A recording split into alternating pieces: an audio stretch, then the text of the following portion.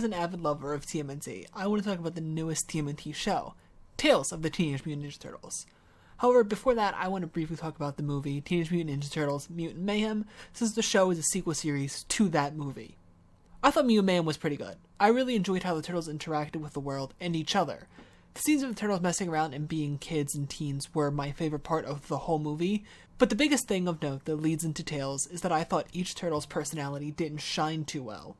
The Turtles operated more as a group than individuals. We didn't see them thriving on their own or really demonstrate their unique skills or personalities. And I think Tales realized this and went into the opposite direction, focusing on each of the Turtle for their own individualized episodes. And that leads me talking about episode number 1, Leo's episode. I love the idea of an inexperienced Leonardo looking up to other heroes from comic books and trying to take inspiration from them. As someone who loves the characters that represent the hero archetype, I think using his fixation on other heroes, like how the movie has him emulating Batman, showcases his want to help people in the way that the people he looks up to do. It feels less I need to protect my family and more I want to help people where I can. I really like Leo's lack of confidence in himself to be able to do that job. He feels dependent on his brother's help in order for him to do his thing. It makes sense for the leader. He feels everyone else has a defined purpose and role on the team besides him. His job is to assign tasks, and without those around him, he feels kind of lost. And there's only once he is sure that his brothers are safe and free that he's able to lock in and stop the 0-1 robot that has been chasing him all episode. I really fuck with this version of Mikey, and I think Tails does a really good job of playing up his comedic potential a lot more than the movie did. Mikey's lack of confidence in his abilities and his planning shines in this series, with a lot of his own jokes downplaying his actions when he makes a good call. It's like he doesn't trust his own ideas, so when they work out, it has to be because of a fluke. Mikey thinks of his brothers as exceptional, all having their own skills and talents, but he never extends that thinking towards himself. He talks up Raph and Donnie, and he relies on Leo. He asks himself, what would Leo do? He defaults to things that Leo has said and believes in. In his retelling of the shipyard incident, he imagines Leo blaming him, likely feeding into his own self-doubt. Mikey relives this story as his own personal fuck-up, and the person telling him that he messed up is the person that he cares the most about and whose opinion he trusts the most. That is Leonardo, for him. And this only starts to change for Mikey when he meets someone, Rod, that only knows Mikey and is able to talk Mikey up in the way that Mikey acts towards his brothers. When it comes to Raph's episode, I really like that his story develops him in a way that he doesn't need to put down his attitude and his want to fight. While captured by the Purple Dragons, he still needs to use his new tactic, that is, making jokes, and making the game like him so that they can take out the 0-2 robot. His lesson is more about a new tactic and a way to present himself to people rather than the default of punch. Or to at least consider it when he can't punch. This contrasts with his retelling of the shipyard event, where when his brothers got separated, in his retelling, he brushes off all of the other brothers' plans, like considering them will be pointless, and he can only think about his own plan. Punch. The advice that Mikey gives him is to make jokes is something that he's forced to consider when he's tied up and unable to punch, and it works out in his favor. I really like Donnie's characterization here, and episode 4 is one of my favorites of the whole series, and it's Donnie's episode. I really like Donnie's characterization. It feels like Donnie feels trapped in this box of being the smart one, and the one with great tech. And while he does like his tech and his gadgets, and he is super smart, he feels inferior because of it. He lacks confidence in his ability, and he always doubts himself. He thinks that the one thing he's great at is lame in comparison to the things that his brothers are able to do. And because he is constantly comparing himself in those ways, he lacks to see the vision in just how smart he is. He puts down his own skill and can't see when his other brothers are praising him. I believe that this manifests in Donnie being the one to ask for help more than his brothers. While they all are seeking each other, Donnie is the first one who immediately texts April for help when they get separated, instead of trying to figure out things on his own. And the second Donnie meets the police officers, he tries to ask them for help too. Leo tries to fight 0-1 alone, only later going to April to tell her what's going on. Mikey is forced to work with Rod and able to find his brothers, and Raph is against the idea of getting along with people. But Donnie relies on being in that group environment. I also really like that Donnie's lesson from Raph about going beast mode boils down to the fact that sometimes the only way out is through. Donnie worries a lot, overthinks everything, doubts himself, but sometimes you don't have time for all that, and really the only way to get through a situation yourself is pushing yourself through it. And that's exactly what he does. With nothing but his own fighting skills and a metal pole, he stalled Robot 04 enough for his plan to reset the robot to work. After episode 4, the turtles kind of come together and they meet in these little pairs, and they all group up in episodes 5 and 6, where they spend time together as a group rather than individualized. So I want to look at their dynamics in these episodes, where the turtles are coming together and reuniting. One thing that I love about this group of turtles is how lighthearted their banter feels, the three of them going not it and leaving Mikey to check the hologram after he was the only one trying to be positive about the hologram, felt like a funny brotherly moment. Usually you would expect the leader to be the one reaching out first and speaking for the team, but in this moment I really like that it's Mikey that tries to talk to Bishop first, just asking if they can help. Mikey is the outgoing, positive one. He wants to help, while Leo is still not used to leading. Leo is trying to take in this situation, and you can see this even more clearly when Donnie and Mikey geek out about the robots. Raph questions Bishop, all while Leo is still freaked out and trying to take everything in. Leo knows they need a plan. Raph agrees they need to escape. Everyone is struggling against their own robots, and Leo feels responsible for everyone's safety. The pressure is on him. The plan to succeed, to stop Bishop, or escaping falls on Leo's shoulders. And while under this pressure, Leo comes with a plan that utilizes all of his brother's strengths to the best of their ability. The plan is to gather the robots and drop a shipping container on them. Mikey is told to talk and to distract Bishop, leading into his outgoing nature and quick wit. Raph is told to anger the robots and make them follow him, allowing him to be in a good fight and to let loose. Donnie needs to operate the crane. But the one thing that I want to point out there is that both Mikey and Raph agree to their positions. Donnie is the one who realizes the plan that Leo is making. He catches on. Not only does Leo understand his brothers well enough to trust them with their goals, and that the others trust Leo enough with the plan that they don't need to see the full thing in the case of Mikey and Raph, it highlights how smart Donnie is, that he sees the full plan after being only told his own part. The thing here, Leo's job is to be the guardrails. Leo needs to make sure everyone else's plan work. Leo needs to push everything together and make sure they can do their job smoothly. I want to ramble about the robots for a minute. On my first watch, I only noticed the robots had numbers on them while watching Mikey's episode, and his robot was 03, so I was really unsure how the numbering system would work. But I noticed Leo's bot was considerably harder to damage. Raph had robot 02, Donnie had 04, so Leo had 01. The robots get considerably weaker the lower the number, which is why Donnie had such an easy time breaking off the robot's limbs, and why Mikey can dent it with a sink, but why Leo had to use a fire axe for any kind of damage. Leo's robot was also considerably more dexterous and was able to follow him and adjust to a lot of things a lot quicker too. I just wanted to point that out there. The turtles didn't get a fair shake with the robots that were following him, and you might wonder why 01 is the strongest. You would think 01 would be the robot created first, and therefore would be the prototype or the weakest. But the thing is, we learned that 00 is the first Mechazoid that Bishop makes. I believe that the numbering serves in strength order, how long Bishop had to be working on them. She worked on 01 the longest, therefore it has had the most upgrades, it has the strongest metal limbs, and the highest intelligence in its system. And she had less time to work on each subsequent robot before she had time to deploy them. I just want to note, for each robot being so hard to defeat, for each individual turtle, Raph did such a stand-up job handling a 2v1, turning into a 3v1, and then a 4v1, and he held his own.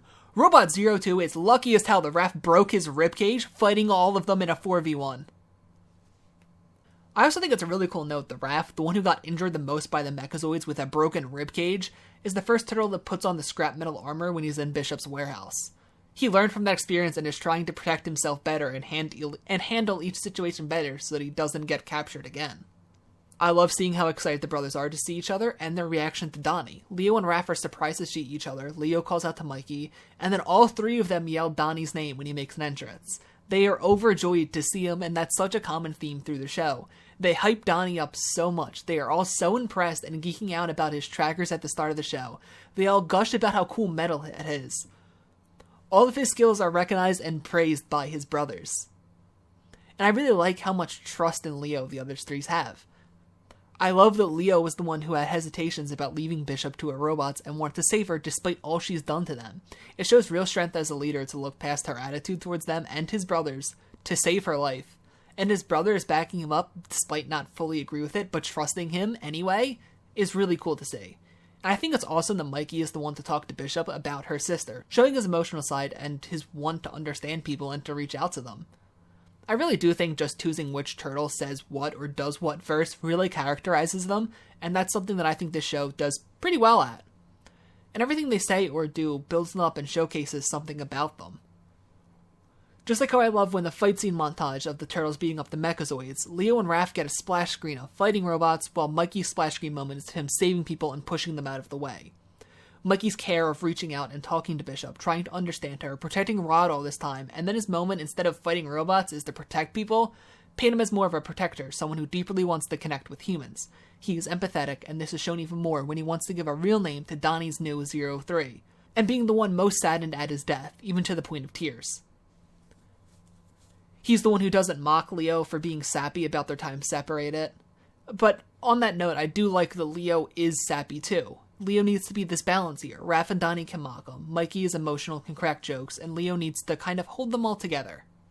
The next half of the series follows the same kind of format. Each turtle is without their brothers, but this time they're joined with another mutant companion.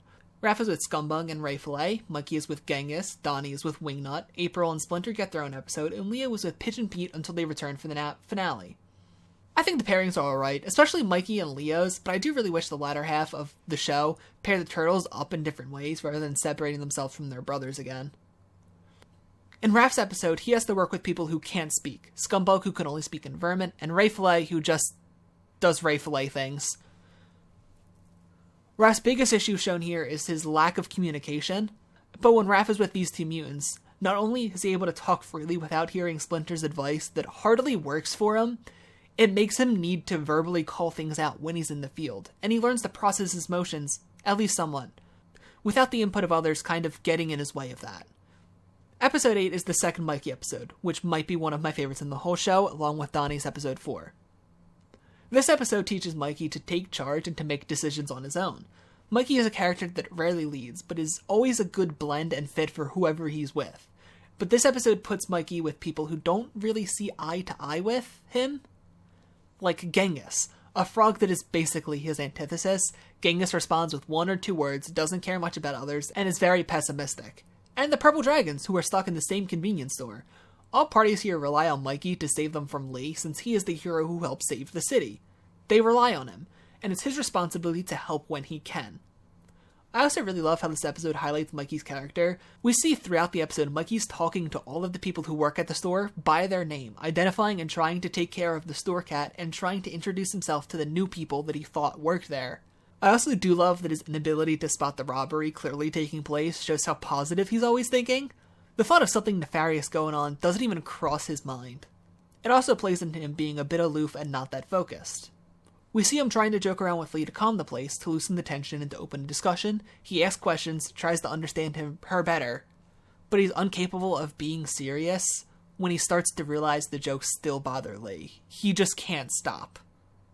The next episode is April and Splinter's episode, and I like that at the start it's Leo who's the one trying to hype up April's account of things. Obviously he has a crush, but it is sweet to see him stand up and believe her. This episode is mostly about Splinter learning about change, while April is teaching him that home is not really a place, but where the heart is. And I really like April being the one to teach this lesson to him, since she very recently had her whole life change upside down and finding a whole new family, which are the turtles. She knows about change the most. Having been a human, going to a regular school, being ostracized and bullied, and then suddenly becoming best friends with mutant turtles and hanging out in the sewer all the time, and making a new family with those turtles. Yeah, April knows a great deal about change, and I think it's really fun that she's the one who kind of tries to teach Splinter this. Donnie's episode is next, with him and Wingnut. This Donnie is, great, I think. The easier observation in Donnie's episode is that Donnie needs to be less logical, that he needs to learn to be more empathetic and caring, but even from the start, he tries his best to calm Wingnut down when she gets claustrophobic. Donnie always knew that he is more logical than emotional. He knows that all too well, and he still does try to take care of things emotionally. With that said, though, he does miss signs that Leatherhead was feeling sad and down about herself that only Wingnut picked up on. But I think beneath the whole thinking with logic thing that Donnie has going on, I think this episode is about Donnie problem solving on his own, and him constantly trying to calm Wingnut down and trying to think of a solution to their alligator problem that doesn't involve his brothers like his initial plan did. This whole episode, Donnie is pushed into action, and he has to stand on his own. This is a side note about the alligator problem. I was really excited at the prospect of Tails Leatherhead to be demutated. Leatherhead has been one of my favorite reoccurring characters in the Teenage Mutant Ninja Turtles franchise, basically. And truthfully, I'm a bit upset about the entire character being entirely changed in Mutant Mayhem and Tails. Tails' Leatherhead is like a completely different fella. I don't hate it. I think saying that would be a bit silly. I'm open to new interpretations. But when they mentioned that Leatherhead was looking at demutating, and then they showed a normal alligator, I thought they were going to try and remutate it, or that it would be they would be remutated into a version more similar to the previous versions. That was just a crack theory that I was on in the middle of watching the episode for the first time. That's just thoughts. Up next is Leo's adventure with Pigeon Pete. I believe that this episode is meant to make Leo a better leader. He needs to learn how to draw the best out in everyone. That everyone is valuable. He cannot underestimate Pete or anyone for that matter. Because anything can happen. Anything can be a surprise. And he learns that in this episode, that it's his job to take responsibility for his team. He feels guilty for letting Pete go on his own. He tries to rein him back in and get him under control. Being the leader, it's Leo's job to listen to them and to guide his teammates. Which is something he can only do if he understands them and how useful they can be. He learns that Pete knew that Lee was underground, that Pete was trying to warn both Leo and Mustang Sally about the police. He has been trying to help, and Leo has been trying to listen to him and be patient. And I think that this episode only solidified to Leo how valuable everyone is and how important patience and trying is. One of the things that I do like about Leo in this episode is how quickly he adjusts. Out of frustration, he lets Pete free, and then he immediately realizes that was irresponsible. While chasing him, he tries to apologize and talk to him. When he starts fighting the Seors, he tries reasoning with them, talking with him. He even dodges several punches trying to de-escalate, and it's only when the Seors uses his barnacle weapon trick thing that he pulls out his swords and immediately goes on the offense, actually landing more hits against Mustang Sally than the times that he was hit so far. It's this balanced nature of Leo that I really like. I truly love how supportive all of the turtles are of each other, the way they always scream out and hug when they reunite, the way that they just accept and go with what each other are saying without question, and they compliment each other's bad jokes. I want to talk about each turtle and their weapons, and I'm not doing the whole Splinter gave them their weapons, assigned opposite to their personalities bed here. I like that Leo and Raph, realistically, can't just start stabbing shit in a children's show, right? It's one of the funniest bits about me, is that that's why I believe that they made all of the Foot Ninjas robots in so many previous iterations, is that so they can finally use the spiky weapons that they were designed with. Well, without the foot here, I like seeing how they get around with that. And this one, without the Foot Ninja here to do that, Mustang Sally's skin is being hard enough to deflect it, and it also adds personality to the turtles. Raph usually goes in brawler mode. He starts fighting with his hands before he pulls out his sais. Raph's first instinct is to just throw hands, and I think that's hilarious. And I love seeing Leo do keep away with the Pearl on Goldfin. Instead of Leo fighting Goldfin directly with his katana, he uses it to guard the Pearl and lift up the slab to hit him, getting around the fact that, well, swords hurt. And also here, Donnie still has the metal pole since the alligator snapped his wooden bow staff. That's just some cool continuity. I also think a really fun detail is that Mikey was heavily focused on getting the Pearl back in the 4v1 with Goldfin, whereas Raph focused on Goldfin. Leo and Donnie kind of floated between whichever was closer and easier, but Mikey outright ignores Goldfin at times, and Raph chases him at times. I think it just goes to show I think it just highlights their personalities a lot. I think it's fun. And that was Tales of the TMNT. Now, I really like Tales, but I think one of its downsides is that you can really feel it trying to shy away from pretty much everything the Mutant Mayhem set up. Tales knows it's a series set between two movies, and that those movies are supposed to be the main course. The show doesn't spend time with the turtles at school or doing human stuff. It doesn't touch upon the perception of mutants. And as much work as I'm trying to do, the turtles don't grow that much. It feels like the show is kind of not essential. Small groundwork that is showing the turtles have learned a bit, but are relatively unchanged, so the movie has a chance to go further with it. With that said, I will defend the show with my entire life. I love this art style, the animation is gorgeous, and the fight scenes are astounding. I just spent the entire prior part of this video talking about the turtles, and I love everything there. I truly don't think any TMNT show is bad, Tales included, and I have full faith in Movie 2. I just hope that if we get a second season before that we can get some new interesting characters. As fun as the gang of mutants that we currently have can be, I really think they're all severely lacking in depth and are exaggerations played out. And I hope that a season 2 would do more with the brothers and their interactions, and please give us Casey Jones. Also, I'm really excited to see Shredder throw Leo out of the window in Movie 2.